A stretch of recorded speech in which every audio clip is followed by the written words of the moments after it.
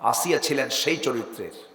ফিরআউনের ঘরে থেকে ফার্স্ট লেডির মতো লোভনীয় পদকে প্রত্যাখ্যান করলেন। একজন শাসকের বউ কালিমা গ্রহণ করলেন। কালিমা যখন গ্রহণ করলেন, ফিরআউন বলল, আসিয়া শুনতে পেলাম তুমি নাকি কালিমা পড়েছ। সঙ্গে সঙ্গে আসিয়া বলছেন, স্বামী আমার, শুনবেন কেন? আপনি দেখেন, আশহাদু আল্লা ইলাহা ইল্লাল্লাহু ওয়াহদাহু লা শারীকা লাহু। সঙ্গে সঙ্গে ফিরআউন বলল, আসিয়া কি আচরণ তুমি করলে? আমি তো লজ্জায় মরে যাচ্ছি। আমার শত্রু, আমার দুশমন মুসার তুমি পাবন্দী হয়ে গেলে, তুমি দয়া করে ছেড়ে দাও, আমার সম্মান চলে যাবে, আমার যশ খ্যাতি সব নষ্ট হয়ে যাবে। আসিয়া বলছেন, স্বামী আমার, আমি আপনার কল্যাণ চাই, আমি এর চাইতে মহাসত্য আর কোথাও খুঁজে পাচ্ছি না। আপনিও কালেমা পড়ে মুসলমান হয়ে যান। সুবহানাল্লাহ বলবেন না? আসিয়া দাওয়াত দিচ্ছেন ফিরআউনকে। ফিরআউন বলছে, আসিয়া যদি না ছেড়ে দাও ভয়াবহ পরিণতি হয়ে যাবে। আসিয়া বলছেন, স্বামী আমার, আপনি আমাকে যে মৃত্যুর হুমকি দেখাচ্ছেন, মৃত্যুকে আমি কোনো চুল পরিমাণ ভয় পাই না, কারণ মৃত্যু না হওয়া পর্যন্ত আমার সবচেয়ে প্রিয় আপনজন আল্লাহর সঙ্গে আমার মোলাকাত হবে না। আমি তো মৃত্যুকে আলিঙ্গন করতে চাই। আপনি যে হুমকিটা দেখাচ্ছেন, সেই হুমকি দিয়ে আমার কোনো চুল পরিমাণ কোনো ক্ষতি আপনি করতে পারবেন না। ফিরআউন সঙ্গে সঙ্গে তার দাসীকে ধরে ফেললো, দাসীকে তার সামনে নিয়ে আসলো। দাসীকে নিয়ে এসে হাতের মধ্যে পেরেক ঢুকালো, পায়ের মধ্যে পেরেক ঢুকালো, চার হাত পা চারদিকে টান টান করে বেঁধে দিয়া অঙ্গহানি করে একটা একটা করে অঙ্গ কেটে কেটে দাসীকে দুনিয়া থেকে বিদায় করলো। এবার বলছে, আসিয়া, এই রিমান্ড তো দেখতে পেলে, এর চেয়ে ভয়ঙ্কর রিমান্ডে নিয়ে তোমাকে আমি টুকরো টুকরো করে দুনিয়া থেকে বিদায় করে দেব। আসিয়া বলছেন, স্বামী আমার, আমার প্রতি অত্যাচার যত বাড়বে আমার ঈমান তত মজবুত হয়ে যাবে, আমার তত ঈমান মজবুত হয়ে যাবে। কিন্তু আজকের যুগের মুসলমান একটু টাইট কোন পরিবেশ আসলে পরে, প্রতিকূল পরিবেশ আসলে বলে, ভাই আমি তো তোমার দলেই আছি। আসতে বলবেন না, আছে না নাই? আসতে বলবেন না, আছে না নাই? একটা প্রেক্ষাপট আমার মনে পড়ে গেছে। হাতিব ইবনে বালতাআ রাদিয়াল্লাহু তাআলা আনহু ওই হুদায়বিয়ার সন্ধি চুক্তি যখন ভঙ্গ করে, আমার নবীজি মক্কা বিজয় করবেন, মক্কায় তিনি আক্রমণ করে বসবেন, এমন চিন্তার কথা হাতিব ইবনে বালতাআ তার স্ত্রী সন্তানদের সুখের জন্য যখন ওই গায়িকা, ওই মহিলার কাছে যখন একটা চিঠি দিয়ে ফেললেন, আল্লাহর পক্ষ থেকে আয়াত নাজিল হয়ে গেল।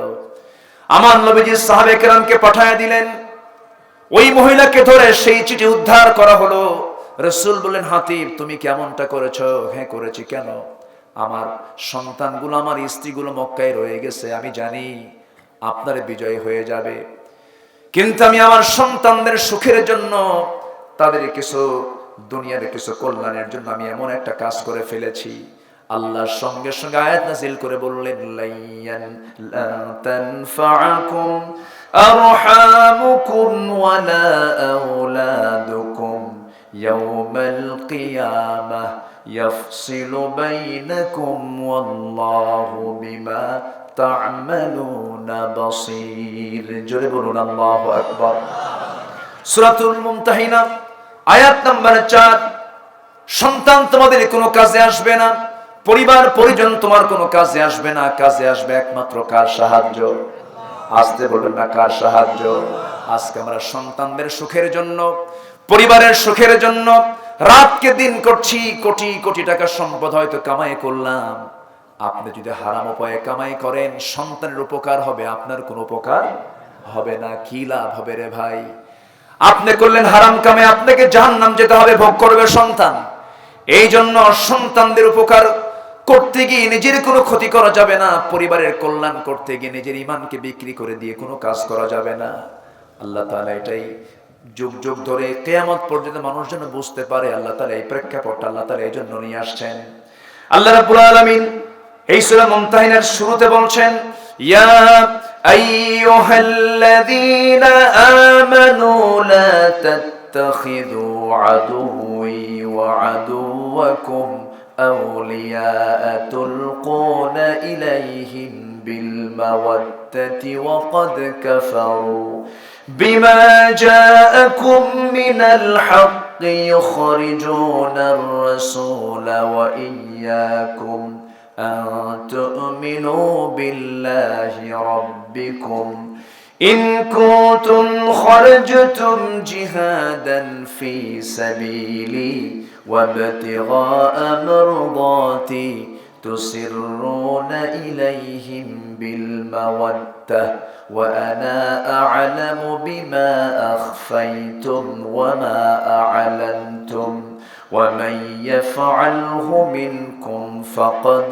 ضل سواء السبيل جربون الله أكبر কিন্তু হাতিব বিন বালতা বদরে যুদ্ধে অংশগ্রহণ করেছেন আল্লাহু আকবার রাসূল বললেন শোনো হাতিব তুমি বদরে অংশগ্রহণ করেছো বুঝেছি তোমার বিষয়টা তবে এই কাজটা অত্যন্ত নিকৃষ্ট পথ এই কাজ করা যাবে না আমার বন্ধুগণ মুসলমানদের যারা দুশমন তাদের সঙ্গে মুসলমান কখনো সম্পর্ক গড়তে পারে আসতে বলবেন না পারে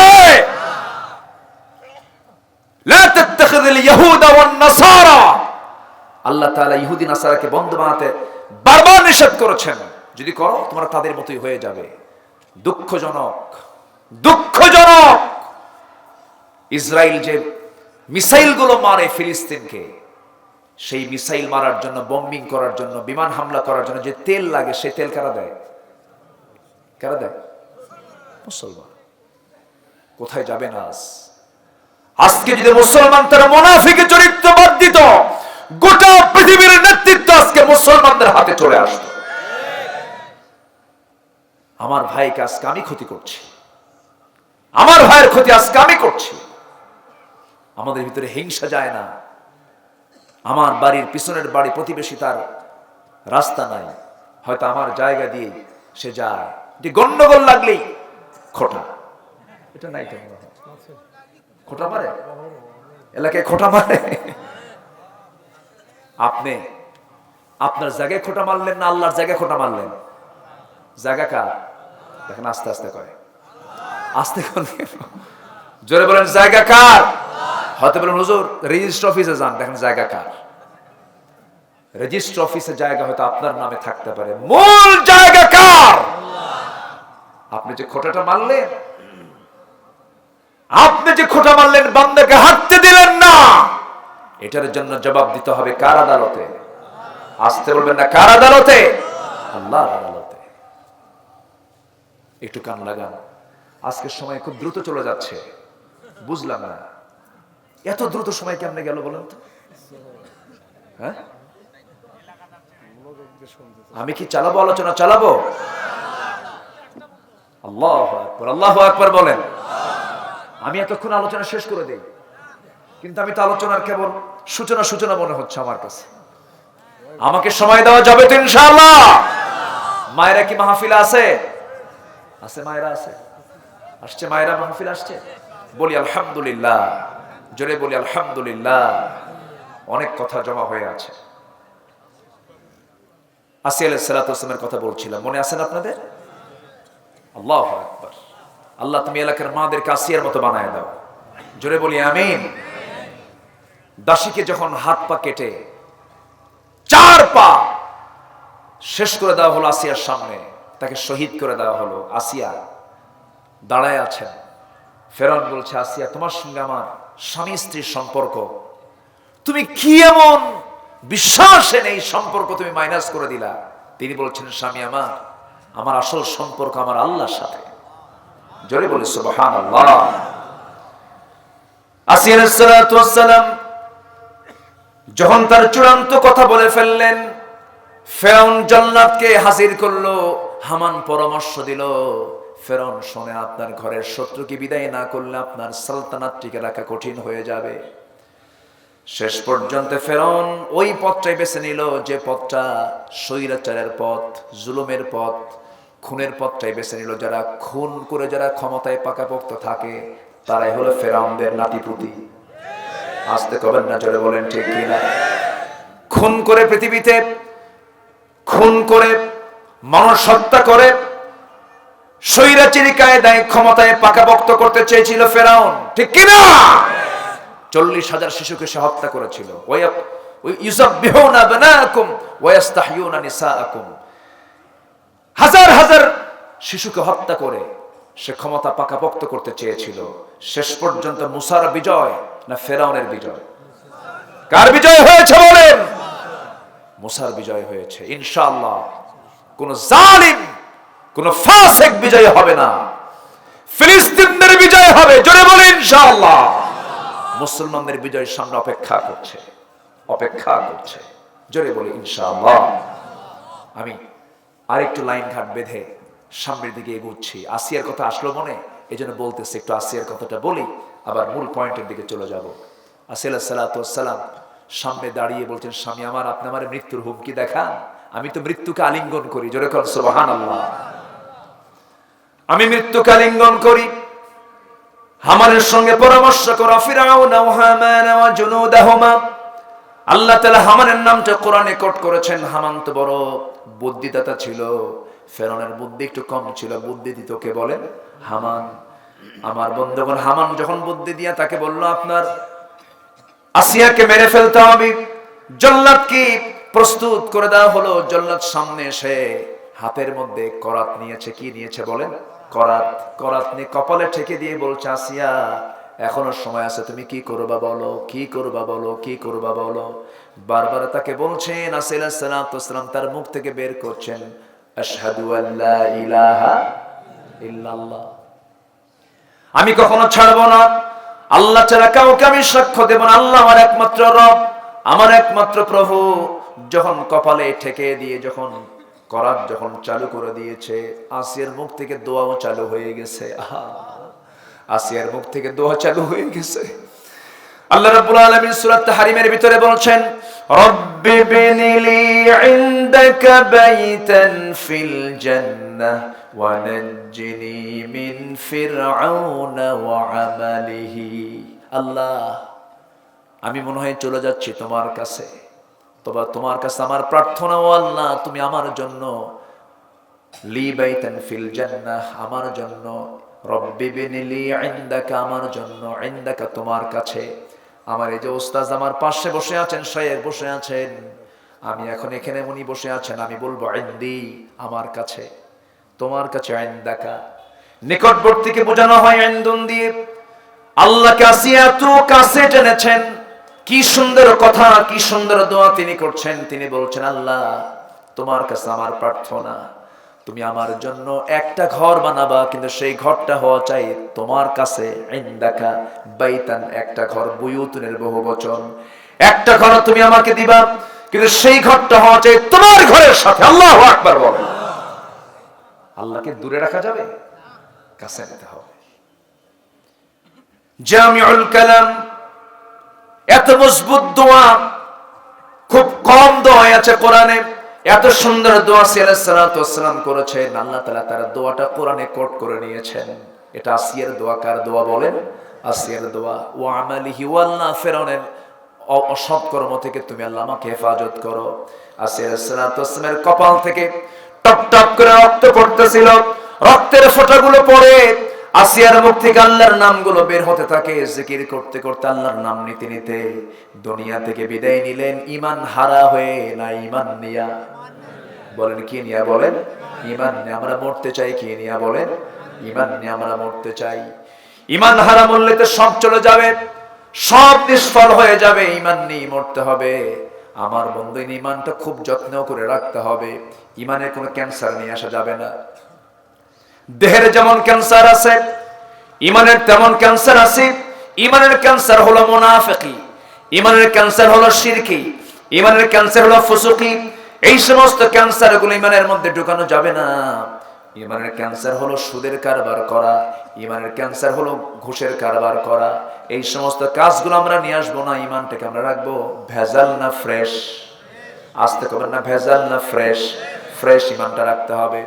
আল্লাহ রাব্বুল আলামিন এই ব্যাপারে বলছেন, ওয়াল্লাযীনা আমানু ওয়া লাম ইয়ালবিসু ঈমানাহুম বিযুলমিন উলাইকা লাহুমুল আমনু ওয়া হুম মুহতাদুন।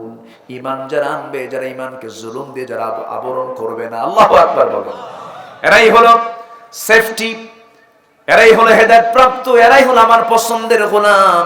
এজন্য আমার বন্ধুগণ, ঈমানকে আমরা ফ্রেশ করব। ইব্রাহিম আলাইহিস সালাতু ওয়াস সালামের বাপ ছিল মুশরিক, মুশরিকের ছেলে হলো আল্লাহর নবী। জোরে কোন আল্লাহু আকবার। আর আমরা কার সন্তান বলেন? বলেন আমরা কার সন্তান? ইব্রাহিমের সন্তান। বলেন কার সন্তান আমরা? বলেন ইব্রাহিম কার সন্তান? এই আল্লাহ নিয়ে আসলো কি আবার এখানে? ইব্রাহিম কার সন্তান? আজর। হ্যাঁ, আজর কি ছিল? মুশরিক। মুশরিকের ছেলে ইব্রাহিম আল্লাহর পয়গম্বর, আর ইব্রাহিমের ছেলে আমরা। আজকে কি করছি বলেন? একটা মুশরিকের ঘরে জন্ম নিয়ে ইব্রাহিম আলাইহিস সালাম মূর্তিগুলোকে ভেঙে চুরমার করে দিলেন, শিরককে বিদায় করলেন। আর সেই ইব্রাহিমের সন্তান হয়ে আজকে আমরা শিরককে লালন করছি। আসতে বলবেন না, জোরে বলো ঠিক কি না? আমাদের জাতির পিতাকে আসতে কয়, আরো জোরে কন, আরো জোরে, আরো জোরে, আরো জোরে। এখানে ভাগ বসানো জিনিস নয়, এটা ভাগ বসানো কোনো জিনিস নয়। মিল্লাতা আবিকুম ইব্রাহিম, সূরা হজ লাস্ট নাম্বার আয়াত, বাড়িতে দেখে নেবেন। সূরা হজ শেষ নাম্বার আয়াত। মিল্লাত মানে জাতি, আবুন মানে পিতা। এখানে বড় আলেম বসে আছেন। মিল্লাত মানে জাতি, নেশন।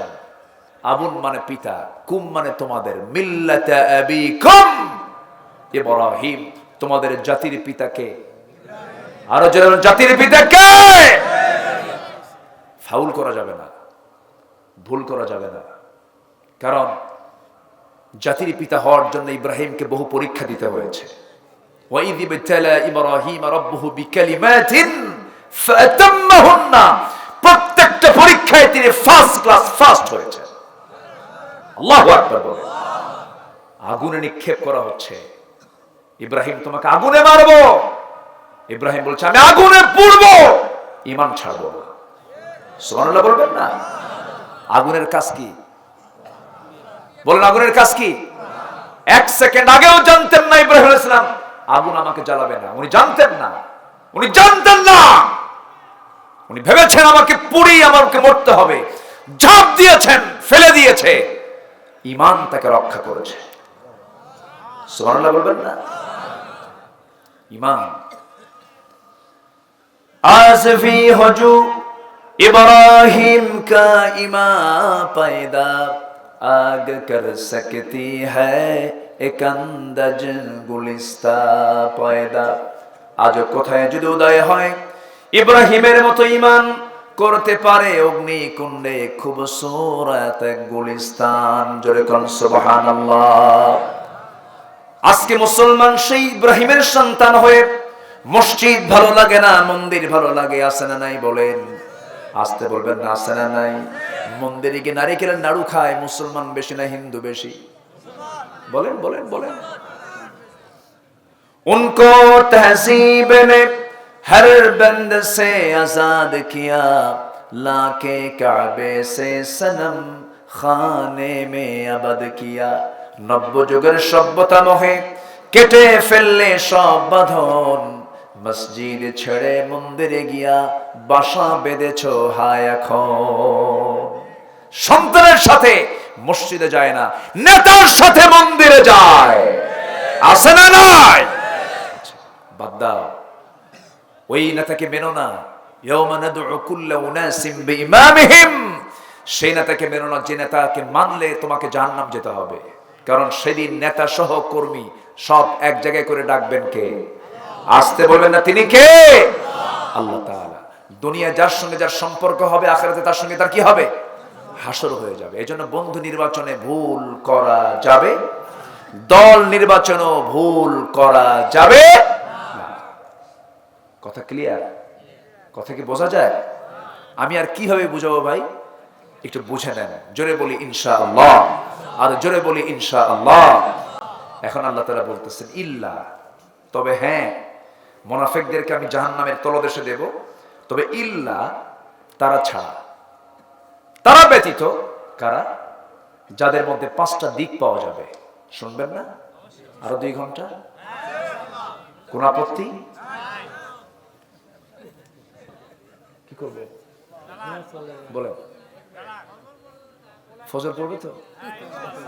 হ্যাঁ, ফজর পড়ে বাড়ি যাবেন? আচ্ছা, ফজর পড়ে আপনারা যান, খিচুড়ি তারপর সবই আছে, আগে যাই। খুব সুন্দর আপনারা বলি আলহামদুলিল্লাহ। আমি প্রথমে হতাশ হয়েছিলাম, লোকজন কই, কিন্তু আপনারা এরকম যে চালাক মানুষ তা তো বুঝি নাই। এখন মাঠে কানায় কানায় ভরা, বলি আলহামদুলিল্লাহ, জোরে বলি আলহামদুলিল্লাহ। ইল্লা তারা ছাড়া, যাদের মধ্যে 5টা দিক খুঁজে পাওয়া যাবে, 5টা গুণ যাদের মধ্যে খুঁজে পাওয়া যাবে, আমি আল্লাহ তাদেরকে কি করব? ইউতিল্লাহুল মুমিনিনা আজরান আযীমা, আমি তাদেরকে সম্মানজনক সীমাহীন পুরস্কার দেব। জোরে বলে সুবহানাল্লাহ। 5টা কাজ। 1 নম্বর হলো তওবা করা। কি করা বলেন? তওবা। ভুল আছে না আমাদের? আস্তে কয়, একটু জবাব দিতে হবে ভাই, একটু দয়া করে জবাব দেন। ভুল আছে না? ভুলের মধ্যে কিছু ভুল আছে ছোট, আর কিছু ভুল আছে বড়। আমি যদি চেয়ারম্যান সাহেবকে এখন ধরেন একটা থাপ্পড় মারি, আমার কি ফাঁসি দেবে কেউ? আস্তে কর, ফাঁসি দেবে? আর যদি গুলি করি, শাস্তি কি একরকম হবে? হবে না। তাহলে থাপ্পড় দেওয়া একটা ভুল, গুলি করাও কি ভুল? ছোট ভুল আর বড় ভুল। তো গুনার মধ্যেও কিছু গুনাহ আছে, কিছু গুনাহ আছে সিম্পল গুনাহ, আর কিছু গুনাহ আছে জটিল গুনাহ। কিছু গুনাহ আছে কি জটিল গুনাহ। আল্লাহ তাআলা বলছেন, বান্দা আমি তোমার তো রহমান, কিছু গুনাহ আছে, ওই গুনাহগুলো যদি তুমি ছেড়ে দাও, ছোট ছোট গুনার দিকে আমি আল্লাহ তাকাবই না। আল্লাহু আকবার। দেখেন এই আয়াতগুলো দেখলে এত ভালো লাগে। তুমি যদি ওই বড় বড় গুনাহগুলো যদি ছেড়ে দাও, ছোট গুনাহ আমি আল্লাহ নেবই না মাথায়, তোকে মাফ করে দেবো, যা। এরকম হয় না? দুনিয়া তো হয় না, বলেন তো? দুনিয়া তো কিন্তু হয়। একটু মনোযোগ দিয়ে শোনেন কথাগুলো। আল্লাহ রাব্বুল আলামিন বলেন, ইন তাজতানিবু কাবাইরা মা তুনহাউনা আনহু নুকাফির আনকুম সাইয়্যাতিকুম ওয়া নুদখিলকুম মুদখালান কারীমা। বান্দা তুমি যদি বড় বড় কবিরা গুনাহগুলো ছেড়ে দাও, ছোট ছোট গুনাহগুলোকে আমি আল্লাহ সব মাফ করে দেব। কবিরা গুনাহগুলো ছেড়ে দাও বান্দা, ফরজ লঙ্ঘিত কোনো গুনাহ ছেড়ে দিও না। ফরজ লঙ্ঘিত কোনো গুনাহ তুমি করতে যেও না। নামাজ আজান হয়েছে, হাইয়া আলাস সালাহ হাইয়া আলাল ফালাহ, এর চাইতে বড় ডাক আর কিছু আছে নাকি বলেন? আমার কাছে এই দেশের আজানগুলো মনে হয় কি জানেন? অপশনাল, অপশনাল ডাক। মুয়াজ্জিন আজান দিল, শুনলাম, পড়লাম না। অথচ আজানটাকে অপশনাল না ইমার্জেন্সি? আজ থেকে কি বলেন বলেন বলেন? যেতেই হবে। কি যেতেই হবে? পড়তেই হবে কি? নামাজ। এবং কিভাবে ডাক দিচ্ছে দেখেন, অর্থটা বুঝতে হবে। হাইয়া আলাস সালাহ মানে কি বলেন? কি না, তাড়াতাড়ি আসো, তাই না? হাইয়া আলাস সালাহ, নামাজের দিকে আসো, নামাজের দিকে আসো, কল্যাণের দিকে আসো। কদ কামাতিস সালাহ, নামাজ দাঁড়াইছে, আসো। এরপরেও বান্দা আজান শুনে কয়, আজান শেষ, হ্যাঁ, মাথার কাপড় খোল। কি এই কাম কারা করে? এই কাম কারা করে? আর যারা চড়ায়, যারা ওই লুঙ্গিটা যখন কি কাঁচা মারে না, কি বলে এটা? নেংটি মারে। আচ্ছা, নেংটি মারা, কাঁচা মারা, যেটাই হোক, যখন কাঁচা মারে, হয়তো আজান শুনছে, এই আজান রেখো, ঠিক আছে না? তাহলে আজান হলো কাঁচা খোলার জন্য, কাঁচা খোলার জন্য আর মাথা ঢাকার জন্য। আজান শেষ, মাথার চুলও বের হওয়া গেল, এদিকে সতরটাও বের হয়ে গেল। আজানের মূল ডাক কি জন্য? আজানের ডাকের উদ্দেশ্য কি? মাথায় কাপড় দেওয়ার জন্য না নামাজের জন্য? নামাজের জন্য। আমরা নামাজ পড়বো তো সবাই নাকি? নামাজ ছেড়ে দেওয়ার চেয়ে বড় কোন অপরাধ আছে বলেন তো? 1 নম্বর অপরাধ বান্দার জীবনে, জাহান্নামে যাওয়ার জন্য 1 নম্বর অপরাধ হলো কি? ছেড়ে দেওয়া। মা সালাকাকুম ফি সাকার ক্বালু লাম নাকু মিনাল মুসাল্লিন। আলোচনায় বসে আপনি অর্থ বুঝেন আর না বুঝেন হাতের কড়া গুনবেন যে আজকে হুজুর তার আলোচনার মধ্যে কয়টা আয়াত কইছে, কয়টা হাদিস বলেছে। যদি আয়াত হাদিস না খুঁজে পান, ভাববেন এটা বড় একটা কিয়ামতের আলামত। নামাজ, আমরা কি সবাই নামাজ পড়বো না ইনশাআল্লাহ? সবাই কি নামাজ পড়তে রাজি আছি? এই গ্রামে কোনো বেনামাজি থাকবে না। এই কি কোন আপনারা মুরব্বী বলেন, এই গ্রামে কোনো বেনামাজি আমরা দেখতে চাই না। দোলা সিংড়া এই গ্রামের প্রত্যেকটা ঘরে সব নামাজি হবে। কি কি বলেন, কি বলেন আপনারা? আল্লাহ কবুল করুন। জোরে বলি আমিন, আরো জোরে আমিন। কিন্তু মাতব্বর যদি নিজে নামাজ না পড়ে, বলেন এখন এমন মাতব্বর আছে না নাই? নিজে নামাজ পড়ে না। তাহলে উনি গ্রামকে কেমনে ঠিক করবেন? আমি এমন এলাকা দেখেছি বাংলাদেশি 400-500 দোকান, আজান হয়ে গেছে, দোকান সমিতি তারা সিদ্ধান্ত নিয়েছে, সমস্ত দোকানের সমিতির মধ্যে বৈঠক করে সিদ্ধান্ত নিয়েছে, শোনো আমরা যারা যত দোকানদার আছে, আজান যখন হয়ে যাবে শাটার বন্ধ, নামাজ মসজিদে। এরকম বহু দোকানদারের সমিতির মধ্যে আমি দেখেছি, বহু বাজারে এমন সিস্টেম আছে। আপনি আপনার যতটুকু ক্ষমতা আছে সেই ক্ষমতাকে আপনি কাজে লাগাবেন। আপনি মাতব্বর, গ্রামের মধ্যে কোন যুবকরা নামাজ পড়ছে না, কোন মুরব্বীরা নামাজ পড়ছে না, আপনি তাদের তালিকা করুন। আপনি তাদের কাছে গিয়ে যান, এটা খাস দাওয়াত। এটা কি দাওয়াত বলেন? খাস দাওয়াত। নামাজটা আমরা পড়বো, 5 ওয়াক্ত নামাজ আমরা ছাড়বো না, কারণ জাহান্নামে যাওয়ার জন্য 1 নম্বর দোষ হবে নামাজ না পড়া। কিয়ামতের দিন প্রথম হিসাব হবে নামাজ নিয়ে। নামাজ কখন আমরা 1 ওয়াক্ত ছাড়বো না। ওয়াজ শুনলাম তৃপ্তি মতো, নামাজটা পড়লাম না, এই ওয়াজের কোনো ফলাফল আল্লাহর কাছে থাকবে না। এই জন্য 5 ওয়াক্ত নামাজ পড়বেন। কারা কারা একটু হাত উঁচু করে দেখান তো দেখি। জোরে বলি ইয়া আল্লাহ, আর জোরে বলি ইয়া আল্লাহ। আমাদেরকে 5 ওয়াক্ত সালাত আদায় করার তৌফিক তুমি আল্লাহ দিয়া দাও। জোরে বলি আমিন, আরো জোরে আমিন। হাত নামান। নামাজটা পড়তে হবে মনোযোগে, না মনোযোগে? বলেন মনোযোগে। নামাজের মধ্যে দুনিয়ার কোনো খেয়াল করা যাবে না, মনোযোগ দিয়ে নামাজটা পড়তে হবে। বেখেয়ালে নামাজ পড়া যাবে না। নামাজের মধ্যে দুনিয়ার কথা মনে হতে পারে, কিন্তু নামাজের মধ্যে নামাজ পড়তে নিয়ে আপনি পুরোটাই নামাজে আপনি অমনোযোগী থাকলেন তা হবে না। নামাজের মধ্যে আল্লাহর সামনে ধ্যান জ্ঞান করতে হবে, আল্লাহর সঙ্গে কথা বলতে হবে। একজন সাহাবীর কথা মনে হলো, সাইয়েদনা আব্বাদ জাতুর রিকায়, আমার নবী রাত্রেবেলা আরাম নিচ্ছিলেন যুদ্ধের ময়দান। রাসূল বললেন, আম্মার এবং আব্বাদ তোমরা সীমান্ত পাহারা দাও, শত্রু গতিবিধি তোমরা লক্ষ্য করো। সাইয়েদনা আব্বাদ আম্মার, এই দুইজন সাহাবীর মধ্যে আম্মার বলছেন, ভাই আমার তো ঘুম চলে আসছে, আমি একটু ঘুমাই, তুমি একটু পাহারা দাও। আব্বাদ রাদিয়াল্লাহু তাআলা আনহু তীর ধনুক হাতের মধ্যে নিয়ে তিনি দাঁড়ায় আছেন। ভাবলেন শেষ রাত, লোভনীয় সময়, তাহাজ্জুদের সময় নামাজটা না পড়ে খামাখা দাঁড়ায় থেকে লাভকে শত্রু দেখি না। ওযু বানালেন, নামাজে দাঁড়ায় গেলেন। প্রথম রাকাত পড়তে নিয়ে লক্ষ্য করে দেখেন শত্রু তাকে লক্ষ্য করে একটা তীর মেরে দিয়েছে, ডান পায়ে লেগেছে। নামাজ ছাড়তেছেন না। ওই অবস্থায় প্রথম রাকাত নামাজটা পড়লেন, দ্বিতীয় রাকাত আবার দাঁড়িয়ে গেলেন। বাম পায়ে আরেকটা তীর এসে লক্ষ্য করে তার বাম পায়ে তীরটা বিদ্ধ হলো, নামাজ ছাড়তেছেন না। ঘুমন্ত সাহাবী আম্মার ঘুম থেকে জাগা পেয়ে বলছেন, আব্বা তুমি কি করো, শত্রু তোমাকে অ্যাটাক করে ফেলেছে। তবুও তিনি নামাজ ছাড়তেছেন না। ওই অবস্থায় তিনি রুকু করলেন, সিজদা দিলেন, সালাম ফেরার পরে বলছেন, ভাই আম্মার আমিও তো লক্ষ্য করেছি শত্রু আমাকে অ্যাটাক করে ফেলেছে, 2টা তীর 2টা পায়ে লেগেছে, কিন্তু আমার ভাই আম্মার নামাজের মধ্যে আমি এমন মজা পাচ্ছিলাম যেন আমার আল্লাহ আমার সঙ্গে কথা বলতেছেন। জোরে বলি সুবহানাল্লাহ।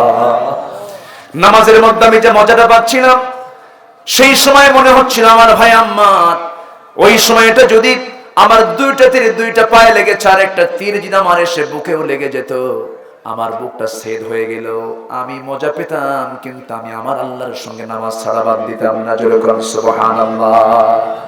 আল্লাহর সঙ্গে মহব্বত বাদ দিতাম না, নামাজটা আমি বাদ দিতাম না।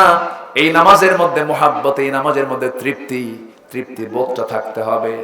আমি গত রমজানে ওমরায় গিয়ে মদিনা মুনাওয়ারায় নবীর কবরের পাশে, আমার নবীর মাকবারা থেকে মাত্র ধরেন 20 থেকে 25 গজ দূরে হবে, কিয়ামুল লাইল তারাবির শেষে রাত 1টার দিকে কিয়ামুল লাইল শুরু হয়ে যায়। নামাজ পড়াচ্ছেন বয়স্ক মানুষ, 80 থেকে 85 বছর বয়সের একজন বুড়া মানুষ নামাজ পড়াচ্ছিলেন। 2 রাকাত কিয়ামুল লাইল নফল নামাজ তিনি পড়ালেন।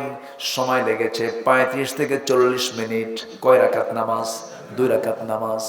ওখানকার যারা মুসল্লি ম্যাক্সিমাম তারা আরবি বুঝে। নামাজের মধ্যে তেলাওয়াত হতেছে, কিছু কিছু মুসল্লির মধ্যে থেকে কান্নার আওয়াজ শোনা যায়, মুহাব্বতের আওয়াজ শোনা যায়। নামাজের মধ্যে যদি আপনি মজা না পান, কখনোই নামাজ পড়ে আমি তৃপ্তি পাবো না। নামাজের মধ্যে বুঝ থাকতে হবে, মজা পেতে হবে। আল্লাহ রাসূল বলেছেন, যখন তুমি নামাজে দাঁড়াবে ভাবতে হবে তোমাকে অবশ্যই তোমার সামনে কে দাঁড়ায় আছেন। আল্লাহ আছেন কান্নাকা তারাহু ওয়া ইল্লাম তাকুন তারা ফাইন্নাহু ইয়ারাক। তুমি যদি আল্লাহকে না দেখতে পান না, তোমাকে অবশ্যই দেখছেন, এমন করে তোমাকে নামাজটা পড়তে হবে। আমার বন্ধুগণ, নামাজ ছেড়ে দেওয়ার সবচেয়ে বড় গুনার মধ্যে একটা, বড় বড় গুনাহগুলো আমরা ছেড়ে দেব। বড় বড় পাপগুলো আমরা যদি ছেড়ে দিতে পারি, আল্লাহ বলছেন ইল্লাল্লাযীনা তাবু ওয়া আসলাহু ওয়া আতাসামু বিল্লাহি ওয়া আখলাসু দীনাহুম লিল্লাহ ফাউলাইকা মাআল মুমিনিন। জোরে বলুন আল্লাহু আকবার। 1 নাম্বার হলো যারা তওবা করবে, তওবানে ফিরে আসা। চুরি করেছে আর জীবনে চুরি করব না, ডাকাতি করেছে আর জীবনে ডাকাতি করব না, সুদ খাইছে আর জীবনে খাবো না, জেনা করেছে আর জীবনে জেনা করব না, মিথ্যা বলছে আর মিথ্যা বলবো না, মিথ্যা সাক্ষী দিছে আর মিথ্যা সাক্ষী দেব না, মানুষকে ঠকাইছে আর ঠকাবো না, জমিরাইল ঠেলছে আর জমিরাইল ঠেলবো না, জমি দখল করেছে আর জমি দখল করব না, অন্যের পুকুর দখল করে পুকুর মাছ চাষ করেছে আর চাষ করব না, যা ভুল করেছে আল্লাহ মাফ করে দেওয়ার, জীবনে জাতীয় কোনো ভুল হবে না। বান্দার হকটা পূরণ করে দিয়া তওবা কবুলের কিছু আবার শর্ত আছে। 1 নাম্বার শর্ত হলো তওবা করতে হবে কার কাছে? তুবু ইলাল্লাহি তাওবাতান নাসুহা। নাম্বার 2 হলো কোনো ইচ্ছা করে কোনো গুনাহ করা যাবে না। যে গুনাহটা করছে সেই গুনাহ আর জীবনে করবে না, এমন জাতীয় সিদ্ধান্ত নেওয়া। নাম্বার 4 হলো বান্দার হক যদি কেউ মেরে খাও, বান্দার হকটা ফেরত দিয়ে এরপরে তওবা করো। বান্দার হক পেটের মধ্যে তুলে নিয়ে তওবা করবা, সেই তওবা কবুল হবে না। তওবার কিছু শর্ত আছে, এই শর্তগুলো পূরণ করে কোনো বান্দা যদি তওবা করতে পারে, তওবার মতো তওবা মঞ্জুর হলে তার জন্য জান্নাত মঞ্জুর। জোরে কান সুবহানাল্লাহ। আমরা তওবা করব কার কাছে? ভুল তো হতেই পারে, পাপ তো হতেই পারে। লাউলাম তুযনিবু লাযাহাবাল্লাহু বিকুম ওয়া লাজাআ বিকওমিন হাত্তা ইউযনিবুন। ও বান্দা, তুমি যদি গুনাহ না করো, তোমাকে এই দুনিয়া থেকে মিটিয়ে দিয়ে এমন একটা জাতিকে পাঠাবো যারা গুনাহ করবে, আমার কাছে মাফ চাবে, চোখের পানি ফেলে আমি তাকে মাফ করে দেব। চিন্তা করছেন? সুবহানাল্লাহ বলবেন না?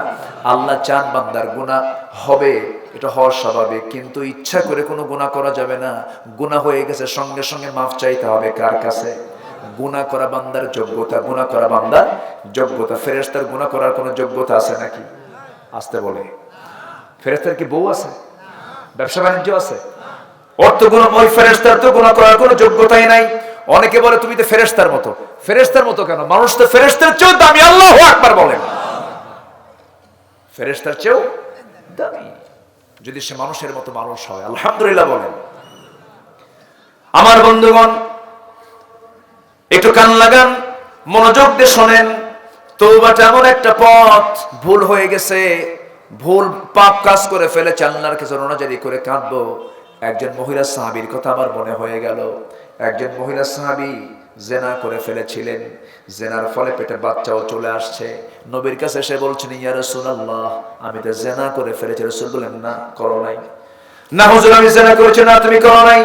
না হুজুর আমি জেনা করেছি। না তুমি করো নাই। 3টি বার রাসূল মানা করলেন। এরপরও বলছেন, হুজুর সত্যি সত্যি আমি জেনা করে ফেলেছি, আমার সাক্ষী আমি নিজে। জেনার সাক্ষীর জন্য লাগে 4 জন। কয়জন বলেন? 4 জন লাগে। কিন্তু মহিলা বলছেন, হুজুর কোন সাক্ষীর প্রয়োজন না, আমি তো রাজ সাক্ষী, আমি নিজেই জেনা করেছি। রাসূল বললেন, ও সাহাবী, পেটে কোনো বাচ্চা আসে নাকি? আসছে বাচ্চা। যাও, সন্তান ডেলিভারি না হওয়া পর্যন্ত কোনো আইন কার্যকর করা যাবে না। মহিলা বলছেন, হুজুর যদি না বাঁচি যাও, আমি তোমার জন্য দোয়া করে দিচ্ছি, যাও। মহিলা চলে গেলেন, চোখের পানি ফেলে ফেলে আল্লাহর কাছে তওবা করতে করতে বেকারার হয়ে যান, সেন্সলেস হয়ে পড়েন, আল্লাহর কাছে মাফ চাচ্ছেন বারবার। সন্তান ডেলিভারি হলো, সন্তান ডেলিভারি হওয়ার 2-3 দিন 4 দিন পর নয়, মাত্র একটা দিন পর নবীর কাছে এসে বলছেন, হুজুর সন্তান ডেলিভারি হয়ে গেছে, আপনি আমার উপর আইনটা কার্যকর করে দেন। রাসূল বললেন, মহিলা সন্তান যে ডেলিভারি হয়েছে সে সন্তানটা জীবিত না মৃত? হুজুর সন্তান তো জীবিত রেখে আসছি। রাসূল বললেন, কোনো কথা নাই, সন্তানের হক তোমার স্তনে আছে, তুমি সন্তানকে দুধ খাওয়াও, যাও। মহিলা বলছে, হুজুর আমি যদি না বাঁচি? রাসূল বললেন, না, তুমি চলে যাও, দোয়া করি তোমার জন্য। আমার বন্ধুগণ, আমার রাসূল এমন একটা রাষ্ট্র করেছিলেন যে রাষ্ট্রের আসামি বিচারপতির সামনে স্বেচ্ছায় চলে আসে, পুলিশ লাগে না, র্যাব লাগে না, চিতা লাগে না, কোবরা লাগে না, বান্দা চলে আসে বান্দার ভয়ে না আল্লাহর ভয়ে। আসতে বলবেন না, কার ভয়ে? আল্লাহর ভয়ে। প্রশাসন আসামি ধরার জন্য দৌড় মারা লাগে না, লুকায় থাকে না, আসামি নিজেই হাজির হয়ে যায়, কার ভয়ে? আল্লাহর ভয়ে। আমার নবীজি বললেন, মহিলা চলে যাও। সন্তানকে ওই মহিলা দুধ খাওয়াতে লাগলেন। 6 মাসের মাথায় সন্তান টোটালি বন্ধ করে দিলেন, দুধটা বন্ধ করলেন। অন্য খাবারের প্র্যাকটিস গড়ে তুলে সন্তানকে কোলের মধ্যে করে নিয়ে তৃতীয়বারের মতো নবীর সামনে এসে বলছেন, হুজুর এই যে সন্তান দুধ খাওয়া ছেড়ে দিয়েছে, আপনি আমার উপর আইনটা কার্যকর করুন, আমাকে ফেরত দিবেন না, তৃতীয়বারের মতো আসছে আপনার কাছে। রাসূল বললেন, সন্তানটা আমার হাতে তুলে দাও। আমার নবী যে সন্তানকে হাতে তুলে নিয়ে বলছেন, ও সাহাবীরা শোনো, এই যে সন্তানটা আমার কোলে দেখছো, এই সন্তানের লালন পালনের দায়িত্ব যে বান্দা গ্রহণ করবে, ফাইয়া ফিল জান্নাতি কাহাতাইন, 2 নখের দূরত্ব অবস্থান করবো আমি তার সাথে জান্নাতের ভিতরে।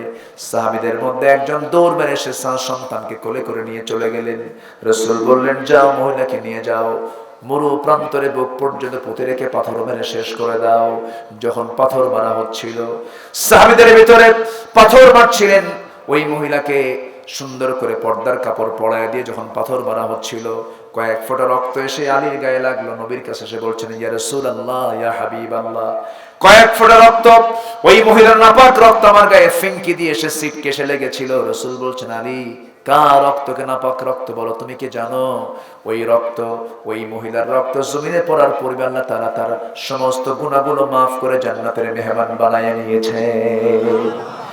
আমার নবীজি বলেন, আলী যা বলেছো বলেছো, কোনো কথা নাই, জানাজার আয়োজন করো।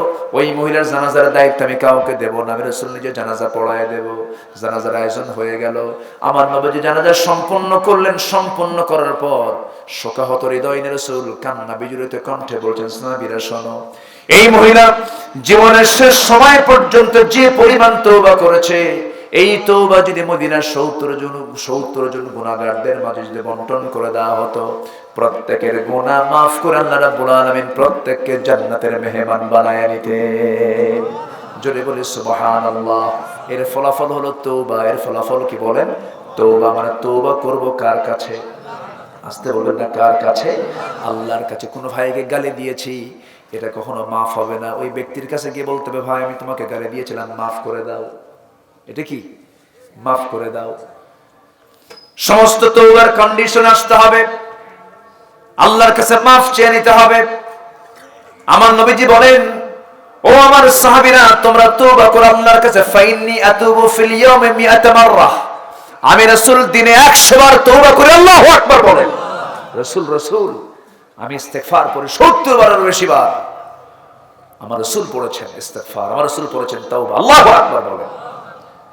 এজন্য তওবা ইস্তেগফারটা আমরা বেশি করে পড়ব। আল্লাহর কাছে আমরা কাঁদবো, চোখের পানি ফেলে যদি কাঁদতেই হয় কাঁদবো। আমরা কার জন্য? আসতে বলবেন না, কার জন্য কাঁদবো? কার কাছে কাঁদবো আমরা? যুবকরা যুবতীর জন্য কেঁদে লাভ নাই। গার্লস স্কুলের সামনে কিছু যুবকরা ইতিমের মতো বসে থাকে, আছে না কিছু? এই যুবকরা কথা কম থাকে, আছে না? ইতিমের মতো বসে থাকে, মনে হয় বাপও নাই মাও নাই, আছে না? আছে। মেয়েটা স্কুল থেকে বের হয়, গেট দিয়ে বের হয়, পিছনে পিছনে আবার যায়, পিছনে পিছনে যায় ছেলের। মেয়েটা কোনো কথা বলো না, পিছন থেকে বলে, একটা বারের জন্য একটু কথা বলো না। 3টা রাত যাবত ঘুম নাই, আমার চোখটা গর্তের মধ্যে চলে গেছে, একটা বার বলো ভালোবাসি। লাভ নাই বাবা। এই সমস্ত নোংরামের সম্পর্ক করে শুধু ফুসকা ওলার লাভ, চুরি ফিতা ওলার লাভ। আসতে হবে, ঠিক কিনা? বাদ দাও। সম্পর্ক গড়তে হবে কার সাথে? আসতে বলবেন না, কার সাথে? বুক উঁচু করে সামনে দিয়ে হাঁটবা, পিছনের দরজা দিয়ে যাবা না। বিয়ে করার প্রয়োজন সামনের দরজা দিয়ে যাবা, মুরব্বীকে বলবা, মেয়ের বাবার কাছে সংবাদ দিবা, বিয়ে করবো। কি চুরি করার দরকার আছে? চুরি করার দরকার আছে? কোন জেনার কাছে যাবা না।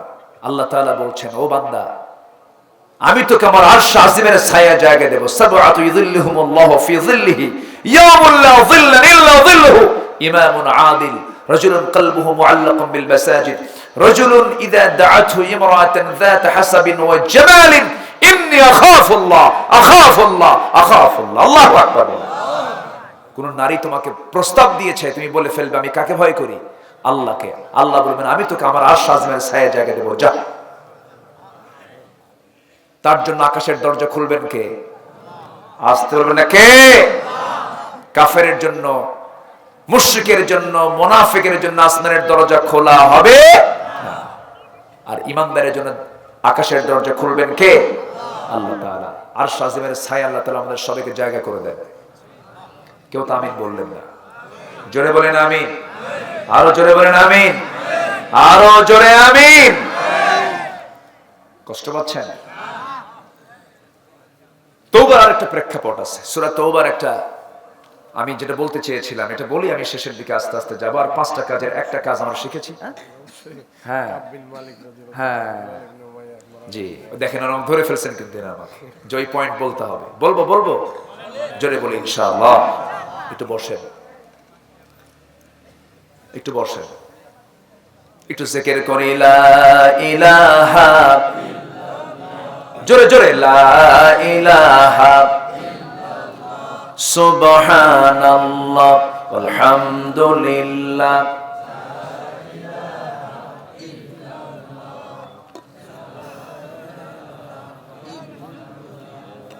আরো জোরে, লা ইলাহা সুবহানাল্লাহ আলহামদুলিল্লাহ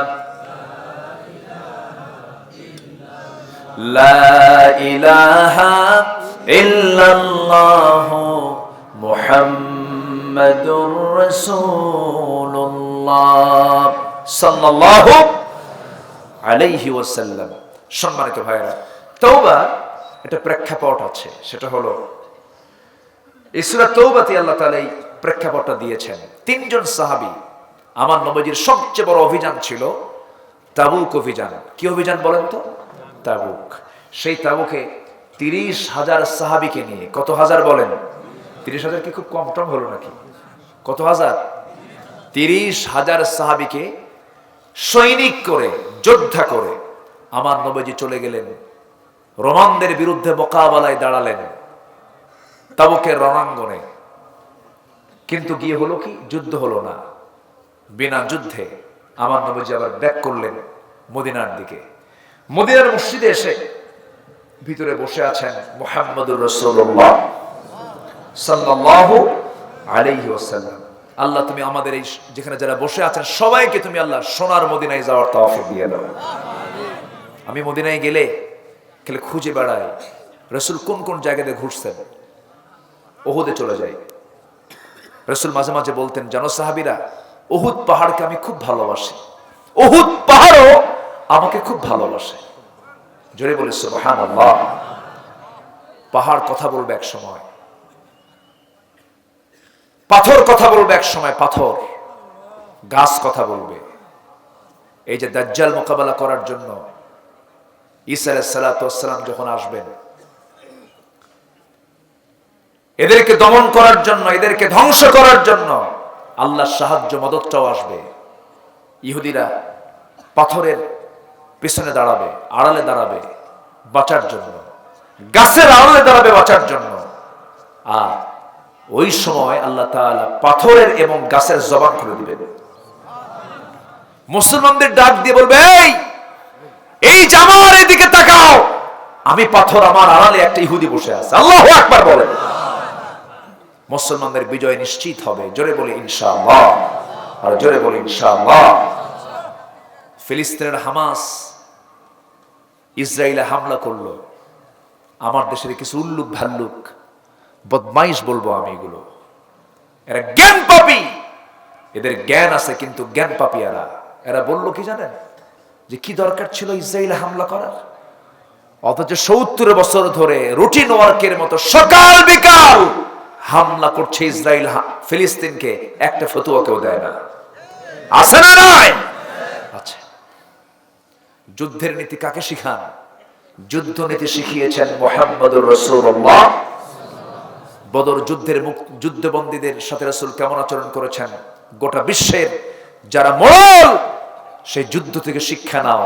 যুদ্ধের নীতিও শিখিয়েছেন মুহাম্মদুর রাসূলুল্লাহ সাল্লাল্লাহু আলাইহি ওয়াসাল্লাম। এদিকে আমি যেতে পারছি না, আজকে অনেক কথা ছিল, তো আমি আবার পয়েন্টে আসতেছি। তওবা এটা প্রেক্ষাপট। আমার রাসূল মসজিদে নববীর ভিতরে বসা, আস্তে আস্তে আস্তে করে আসামির মতো ভুল হলে কি হয় এরকম ধরনের একটা মানে ভুল এরকম মনে করে এক সাহাবী নবীর সামনে এসে আস্তে করে বসছেন, বসে বলতেছে, হুজুর একটা কথা বলবো। বলো। হুজুর আমি না তাবুকে যাই নাই, যুদ্ধে যাই নাই, জিহাদে যাই নাই। কেন যাওনি তুমি? হুজুর আমি যেতে পারতাম, গড়িমসি করেছি। গড়িমসি বোঝেন তো? গড়িমসি করেছি, অলসতা করেছি, আমি যাইনি। তাই? আচ্ছা, আর কে যাও নাই তো বলো তো? আরেকজন যায় নাই। কে? হেলাল বিন উমাইয়া যায় নাই। আর কে যাও নাই? মুরারা বিন রাবিয়া যায় নাই। আর কে? কুজো আমার জানা নাই। তাই? আচ্ছা যাও। উনি ওনাকে পাঠায় দিলেন মসজিদ থেকে, বললেন তুমি এখন যাও। যাওয়ার সঙ্গে সঙ্গে আমার রাসূল নোটিশ দিলেন। কি দিলেন? নোটিশ জারি করলেন। ও মুসলমানেরা, আমার সাহাবীরা, আমি নোটিশ দিচ্ছি, কাব বিন মালিক, হেলাল বিন উমাইয়া, মুরারা বিন রাবিয়া, এই তিনজন ব্যক্তির সাথে মুসলমানদের আদান প্রদান, লেনদেন, কথা বার্তা, আচার আচরণ সব বন্ধ। আমার কথা কি বুঝতেছেন সবাই? বন্ধ।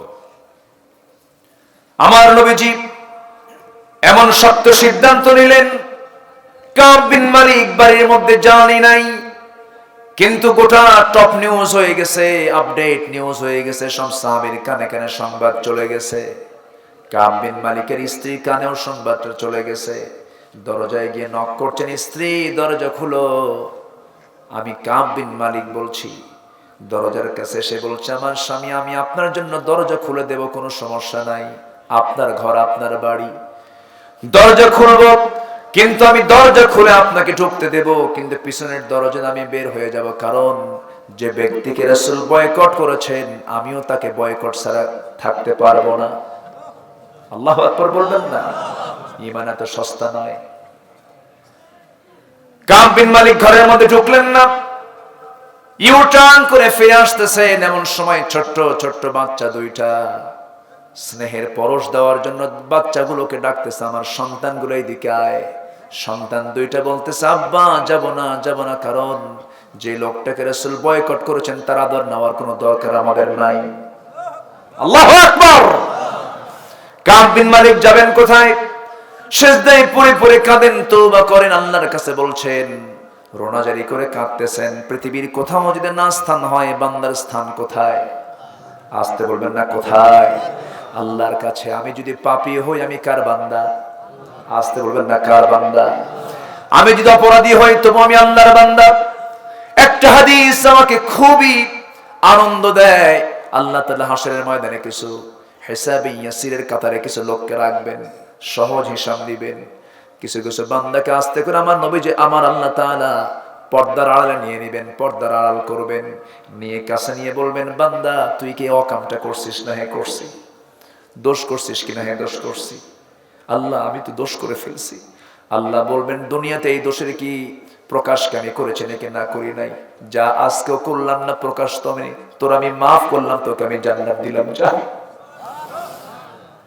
আমার বন্ধুগণ, আল্লাহ তাআলার রহমত ছাড়া আমরা নাজাত পাবো না, ঠিক, কিন্তু আমার আল্লাহ যেন আমাকে সহজ বিচার করেন এমন যোগ্যতা আমাদের থাকার দরকার আছে না নাই? এমন যোগ্যতা তো আনতে হবে, এমন যোগ্য হতে হবে আমাকে আপনাকে।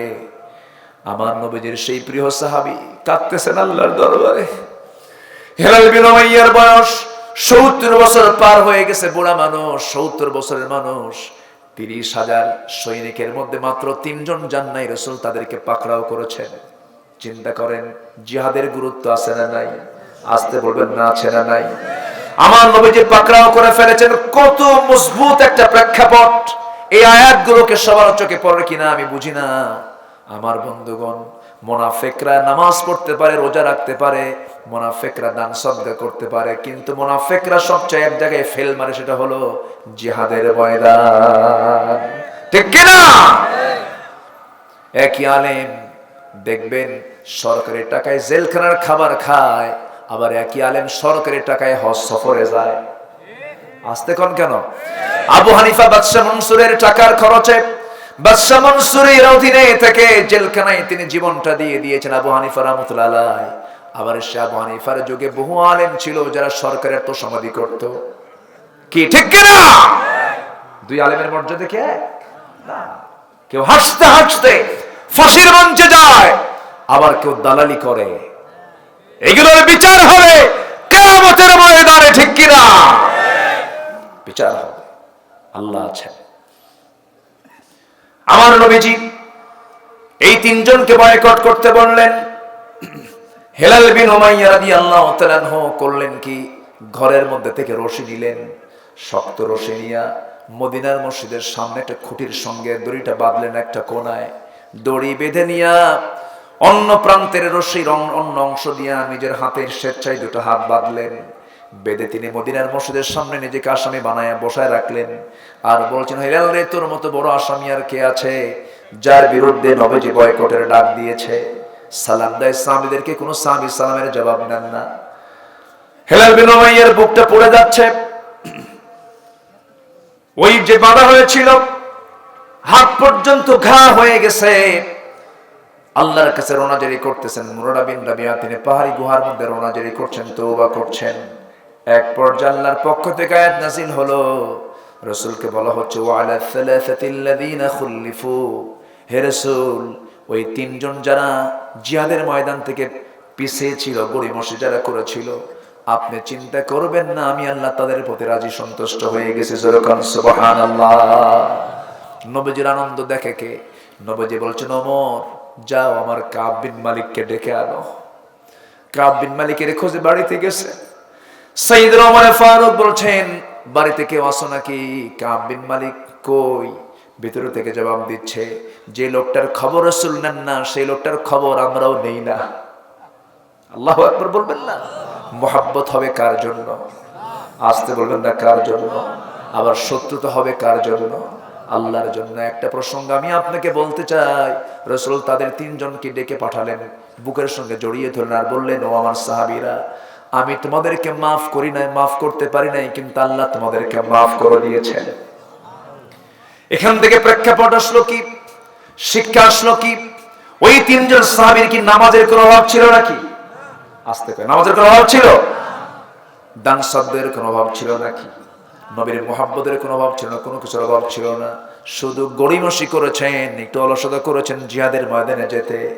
আমার বন্ধুগণ, এখান থেকে শিক্ষা হলো, দিন কায়েমের কাজে নিজেকে কখনো গড়িমসি করে পিছে রাখা যাবে না। ইসলাহ করে নিতে হবে। ওয়াসলাহু, নিজেদেরকে সংশোধন করতে হবে। নাম্বার 3 হলো আল্লাহর আশ্রয়কে শক্ত করে আঁকড়ে ধরতে হবে। ওয়াতাসামু বিল্লাহ ওয়া আখলাসু দীনাহুম লিল্লাহ, নিজেদের দ্বীনকে আল্লাহর জন্য খালেস করতে হবে। নাম্বার 5 হলো কি? নাম্বার 5 হলো মুমিনের সঙ্গে শামিল হয়ে যেতে হবে। আমাদের বন্ধু হবে কাফের মুশরিকরা মুমিন। বলেন, কাফের মুশরিকরা না মুমিন? মুমিন হবে আমার বন্ধু। এই 5টা কাজ যদি কোনো বান্দা করতে পারো, আল্লাহ রাব্বুল আলামিন বলছেন, আল্লাহ সুন্দর করে বলছেন, এমন কাজটা যদি করতে পারো, অচিরেই ওয়াসাউফা ইউতিল্লাহুল মুমিনিনা আজরান আযীমা, অচিরেই আল্লাহর পক্ষ থেকে তাদেরকে দেওয়া হবে, মুমিনদেরকে বিশাল বড় সম্মানজনক পুরস্কার। জোরে বলে সুবহানাল্লাহ।